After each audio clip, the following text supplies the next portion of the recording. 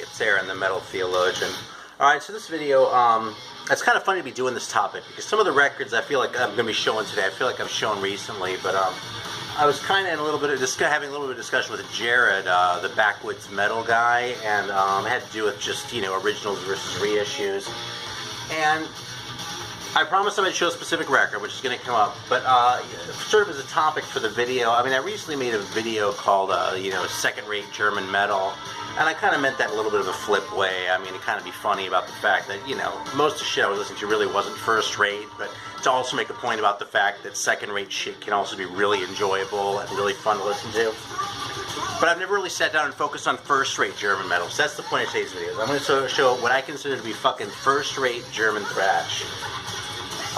In the background, I am playing this band, a German band, appropriately enough, but they're not on the list.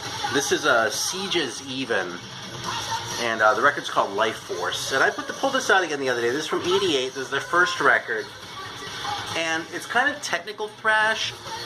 I find it to be a little bit full of itself. But the jury's kind of still out, which is part of why I'm playing it again right now. So, anyway. By the way, check out that warp on that record. Can you see that? No. It plays just fine is the point. Don't get all bent on shaping your records are warped. It comes with the territory. Getting it? You know, yeah, once in a while a record will get so warped that it's unplayable, but it doesn't really happen much. Alright, so let's drink some... Did you get it? Mm-hmm. Okay, so let's drink some soda because I'm thirsty. Just in time for Halloween, we're drinking Bride of Frankenstein grape. Check that shit out. Is it focused? Yeah, it comes to life. It does. Just like my mouth when I'm drinking it. Yeah. It makes me feel alive. Like the Bride of Frankenstein. Oh shit. I slopped some. Here, take a belt of this. You can actually, let me take a sip. Hang on.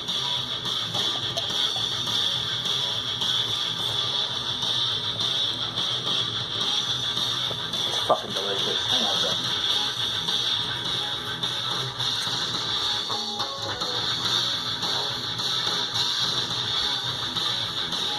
Alright, I'm a little bit paranoid, and I do realize it's the middle of winter, but I also live in the south, and I don't want to get fucking ants or anything like that, because that fucking slaps the shit.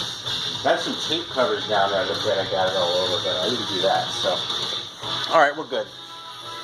I actually made a video one time where, like, right at the beginning, I was at the computer, like, right at the beginning, I fucking spilled a Coke all over the place. I was like, fuck, and I was swearing about it, and I got paper towels and, like, wiped it up. And I was going to leave the whole thing in, and then when I was done, I was like, oh, this will be kind of funny. It pissed me off in the moment, but then I was like, this will actually be kind of funny. And then I realized that the fucking video hadn't actually been on record, it was just on preview the whole time, so I didn't actually get any footage. Alright, so anyway, what do you think of the soda? Don't put it on your nose. It's good, isn't it? Mm-hmm. It's good. It's grapey without being too sweet, which is something you don't see very much. It's pretty sweet. It's not as sweet as like a Fanta, maybe. It's but sweet, it's but it's not. It's very sweet, but it's not like what you would think a grape soda would be sweeter. You know what I think the only difference is between this and like something like a Fanta or a Welch's is that this has sugar in it, and that other shit has high fructose corn syrup. I don't know. I think it's less sweet. This is delicious, don't get me wrong. It's really good, but it's no better than like a new grape or something like that you can get when it's not Halloween, so. This record isn't really bad, is it? I think it tries a little bit too hard to be technical, but I might change my mind, so. Alright, so anyway, let's go. Okay, so we're going to show like the big, like, German records, okay? And I'm going to start off, I'm going to sort of build up to the biggest ones. I'm going to go through them kind of fast, because I don't want this video to last forever.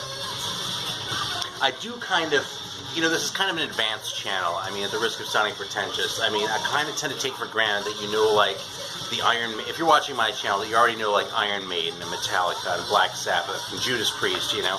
So I don't spend a lot of time talking about those kinds of bands unless, like, I feel like I have something, like, new to say about them, you know, or at least a slightly different perspective, you know, and that kind of extends a little bit further. I tend to take for granted that if you're watching this, you're going to know Destruction and Creator and all that shit, and a lot of you do, but in case you don't, maybe there'll be something new in here, too, so. The other comment I wanted to add was that there's similar sort of the American Big Four. This is almost parallel because there have been a couple of like records put out or samplers or something with like the Teutonic Thrash Big Four, which have Sodom, Creator, Destruction, and Tankard. And the first three of those are going to feature prominently in this video, but Tankard, I completely disagree. They're growing on me. I've been listening to them a lot online. I actually don't know any of their stuff on record, but I just find them to be too jokey. It reminds me too much of the late 80s, like the thrash stuff that was coming out of the UK, like shit like Acid Rain, where it was more about the laughs than about the actual riffs. And I don't know, maybe it'll grow on me, and I reserve the right to completely reverse myself on that later on, but as of right now, I think Tankard is about third rate, frankly, compared. I mean, I would take Noise Hunter or Maniac over Tankard in a heartbeat. Well, Maniac isn't really thrash. Noise Hunter, though. Alright, so here we go. Let's start with one whom I consider to be first rate, even though they don't appear on most people's lists. That is Living Death. Right out of the gate with Vengeance of Hell. There's an original Mausoleum. There's actually a remixed version of this that has a big thing here. This is an original, though. Excuse me. And frankly, it kind of sounds like shit. This is the only one I had for a long time, and I kind of attribute to that the fact that it took me a while to get into them, because this is kind of the hardest one to listen to. Even though that picture is fucking fantastic right there. I mean, it would be great even if he didn't have a mustache, but the mustache puts it over the fucking top, right? So, He's getting a trading card. yeah, total trading card material right there. So, there's that one. Except that's not like a neutral picture, that's like an attack. Like, that's Yeah, a special totally. card. That's like the actual living. That's like, you know what this is? This picture is like the actual Vengeance of Hell. Right there. Like, it's called Vengeance of Hell, and you've got that cover, but that's where it really comes out, is right there, man. Okay, I fucking love Living Death. I played them in the background in a couple videos recently, so. Okay, here's the Watch Out 12-inch. I'm pretty sure I've shown this. It has Watch Out, which was like the one new song, and then 3 kind of remix things from, I'm pretty sure the first one. I just want to see that cover. Oh, we already spent a lot of time Yeah. on that cover in an earlier video. Oh, okay. This is the second, I mean, come on, that mustache guy we like talked about for like 5 minutes. That's why I'm going fast over it. Okay, this is the second full length. This is Metal Revolution. This might be my favorite, but Protected from Reality is really fantastic too, so that's a hard call. In addition to having a really entertaining cover, this is just great. The thing about this band that I think kind of keeps people off of it a little bit is the singer is kind of screechy and takes some getting used to. Once you get your head around that singer, though, and sort of assimilate his tone, it's unique, and it makes this band distinctive at the same time as they're fucking heavy and, like, genuine, like, no-shit thrash, you know, with everything else you'd want in a German band. This is the Back to the Weapons 12-inch, and this is it's a mini LP. And it has the ARG side and the Living Death side. And there were a few different censored versions of this, which had the sticker because, like, it has, like, you know, these post-apocalyptic people and one's cutting the other's throat. And I guess there's a version where there was no sticker, then there was some with, like, a big sticker.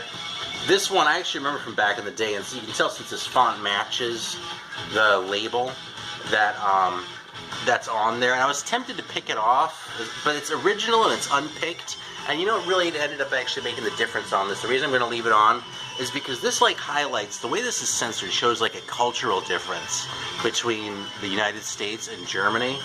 Because if this were an American record and it had, like, been controversial and the label had wanted to do something about it, they would have covered up the breast. But on the German one, the part they find objectionable is the throat getting cut. Because in the US, we're cool with the violence, but we're all, like, weird about anything having to do with sex. In Germany, I mean, you know, it's not like they're, you know, porn is like all over the place, but a little nudity they're cool with in Germany. It's like no big deal, like, you know, but the violence is kind of taboo, you know. So when I got to that point with it in my head, I was like, yeah, that sticker's gonna stay on It's there. also kind of funny that you can see the guy, like, screaming, but it's, like, veiled by the white. Yeah, I don't know if it's coming through it. I mean, there's a recent reissue of this on High Roller, so if you want to know what the cover actually looks like, you can just go look Yeah, at it that. doesn't come out too well on the camera. And come to think of it, High Roller's out of Germany, so apparently they're not too upset about that cover anymore. But I don't know if the government was involved. I think that might have been label self-censorship, but they do ban things in Germany, so. Anyway, this is Protected from Reality. This is an American license on a GWR. And again, just a fucking fantastic record from start to finish. Well, from start to almost finish. This does have Ice by Mit Sauerkraut, which is a little bit of a joke song, but I'll tell you, even when they're doing joke songs, they're not as heinous as some of these fucking bands are. Like Tankard, man. They don't go down too far down that path, you know? Living Death, fucking fantastic. Alright, here's another band I've been a little bit hung up on lately. So you've probably seen these records. I'm going to go over them fast. Death Row. First fucking rate. A little bit of discussion has been going on around this one when I've showed it. This is the same record as Legions of Doom, and in fact, on the label of this one, check out that original Noise inner sleeve. Like, this is like my checklist. Like, which of these records do I have? You know, I want them all eventually. But it actually says on the label Riders of Doom. So if you have a copy of Riders of Doom, you know, it's a little bit of a bummer they don't get quite as evil a cover as the Satan's Gift one. And of course, just like my love for horror movies, this shit always makes me smile. But,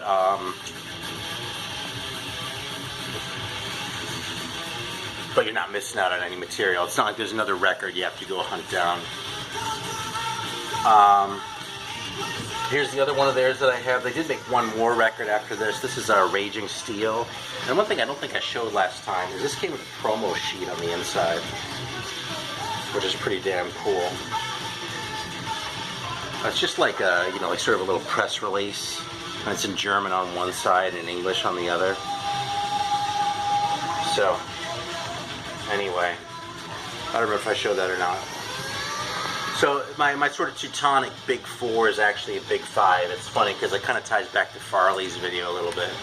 I feel like I'm moving super fast and like I'm taking forever at the same time. How are we doing for time? 10 minutes? 12. Really? Okay. Alright, up next. Creator. Another band I've talked about a lot lately because I didn't really get my head around them until within the last year, maybe about 6 months ago. Fucking love this band. As far as the newer output goes, like what they've released over the last 10 years, I think Creator even beats Destruction as far as the quality of their shit. So like, I'm really wishing that I had bought records like Enemy of God and Hordes of Chaos when they were coming out, because at the time I didn't give enough of a shit to pay $20 for them. When you look for them online now, it's a nightmare. But they're supposed to be reissued next year, so that's the good news. Anyway, this is Endless Pain, and this is a noise pressing, which is pretty cool.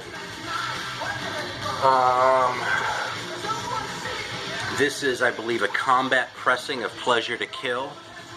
Classic cover. It has some classic songs, actually, like Ripping Corpse and Riot of Violence, maybe even more than anything else. Although Pleasure to Kill, the title track, is one of my favorites. Command of the Blade.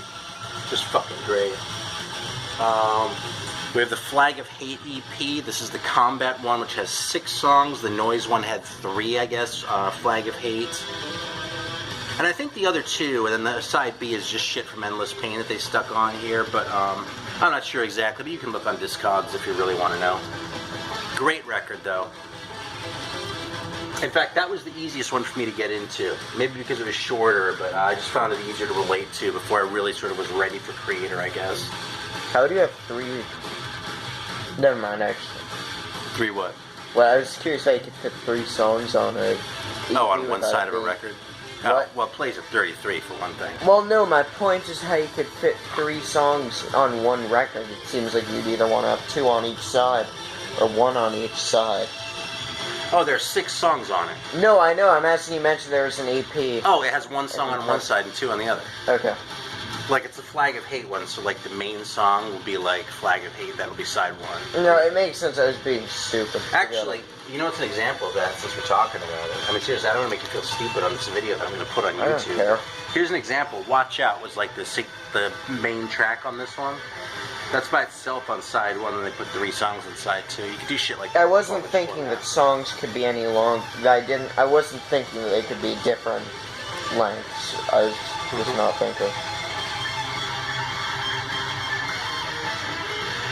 Terrible Certainty, the 3rd full length, great record, and this is Combat, Noise and Combat, but you know, it's basically a Combat. This is an American press. Awesome record. And this 12-inch, which I believe I also showed recently, this is a Noise one. This is Behind the Mirror, and the B-side is a Tigers of Pantang cover in Gangland. That's a fucking great picture of Ventor, too, by the way. That's such a great name, anyway. Ventor. So, anyway, there we go. So that's Creator. First-rate shit. Up to my longest-standing love, a band I saw live in, like, 1988 or 89 for the first time. First band I ever stage dove to. No shit. Back when we could do that if you're watching this younger and you're younger. Sentence of Death by Destruction. It's a later press, you can tell from the barcode, but this is a steam hammer with Schmier, Mike, and Tommy. And this was black metal, just like the early Creator. This was black metal in 1984 and 85, you know? It's funny because people use the term and it means something completely different now, but back then, Infernal Overkill was about as black metal got. In fact, these records took me a little while to get into. I was a little bit intimidated by this one still in the 80s. The first one that I really started listening to was this one, Eternal Devastation, which in addition to having another really entertaining cover, has Curse the Gods and Eternal Ban and some other shit. I might have shown this label before too, but I'm kind of partial to this one because Curse the Gods on this Metal Blade license, they kind of corrected to Curse of the Gods. Because that kind of makes more sense in English than Curse the Gods. Like, if you're a native English speaker, you'd probably be more likely to name your song Curse of the Gods than Curse the Gods. But Curse the Gods is actually correct. So, awesome record, though. I probably like this one more now, but this one has a special place in my heart. It's a great record. Here's a Mad Butcher 12-inch. Kind of a classic Destruction cover. And this is really about as silly as they got, I suppose. I mean, there's some little jokes in here. You can kind of see that German humor, the flies and the meat and shit. And the whole cover concept, you know, the chainsaw over there and shit like that. And the teddy bear, you know. Probably the worst thing they did, though, was they sticking that Pink Panther theme at the end of the Mad Butcher. I hated that. For that reason, I still like the earlier version more, even though the one on Sentence of Death. Even though this one's cleaner and kind of, you know, in a lot of ways a more professional sounding version of the song. This record was actually my first exposure to the Plasmatics too. I liked the song The Damned, and when I caught the songwriting credit was someone else, I went and sought that out and discovered there's this band called the Plasmatics that had done it originally, and I found them out, and now I love the Plasmatics too. All-time classic record cover on Released from Agony right here. Ran out of space as usual, so we fixed that shit. So anyway, all-time classic cover, Released from Agony. And let me show this off real quick. These were actually common. I probably saw more of these than I saw black vinyl ones. But this one's on white vinyl. That's a steam hammer press.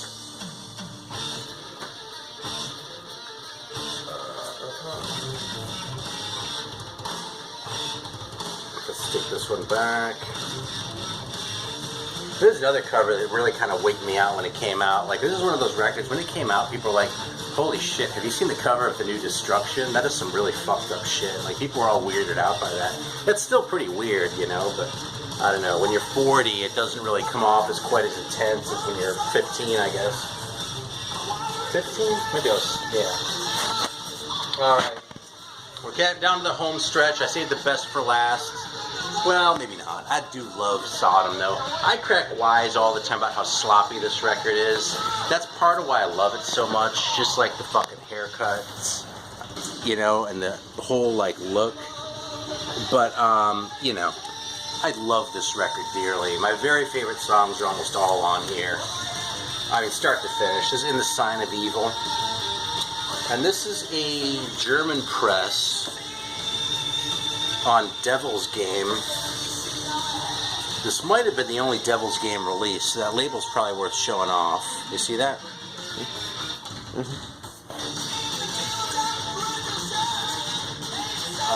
And then I also have a Metal Blade license of it. I'll put the outer back on this in a minute. Yeah, and this is a Metal Blade license. So it's a little different on the back. The color's a little bit different. It's a little more ring wear. It's actually basically the same, it's just they put red on the back, and it has an insert with the lyrics instead. Good old Metal Blade, though. Here's my Metal Blade press of Obsessed by Cruelty. It's funny, I was kind of bummed when I realized that this had one less song than the German one, but then I realized these are the rougher mixes, and they sent by accident to the American label. If you don't know the story, they like recorded it, they thought it sounded like shit, so they re-recorded it all, and they added an extra song, and that became the German release of this. But somehow they fucked up when they licensed it to Metal Blade, and they sent the shittier tapes, which is what this comes from. So I am down with the shittier tapes, especially with a band like Sodom.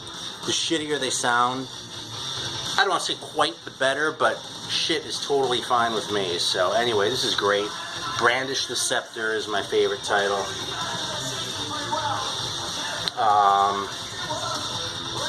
Here's the Xverse of Sodomy 12-inch, which is another German one. This is on clear vinyl.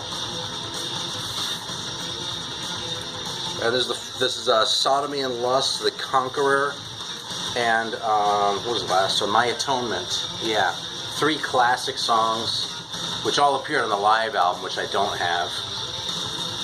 And the very last one, which was actually the impetus for this video, which is why I did them in this order, because this is the one I was telling Jered about. Backwoods Metal, this is for you. Persecution Mania. There's a Steam Hammer press. Has Iron Fist Motorhead cover, and it's actually a really short LP too, but you know something? I like an LP that doesn't overstay its welcome. I'm going to take a risk here because we're going to run out of space again, but I'm going to try to show the, here's the inner. I'm going to try to show the label too. But there we go. I'd take that about a minute. It's another plain old Steam Hammer label. I say plain old, I mean that's a cool looking label. The Metal Blade label is actually cooler if you ask me, but there was so much good German shit on Steam Hammer that, you know, it is kind of, if I see something's on Steam Hammer, I'll be like, maybe I should give that a shot. Alright, so that's pretty much the video. The Titans of German thrash metal. I'm probably going to think of someone else I wish I had included later on. We just went through a bunch of shit. It was fast, just like record porn style, but those are some of my all-time favorite records there. It tends to be the early records by these bands. I'm missing a lot of later ones, but that's just how I've collected them, and I don't know, maybe I'll show more as time goes on. Thanks for watching. Thanks for the inspiration, Jered, and I'm going to finish my soda. Have a good night.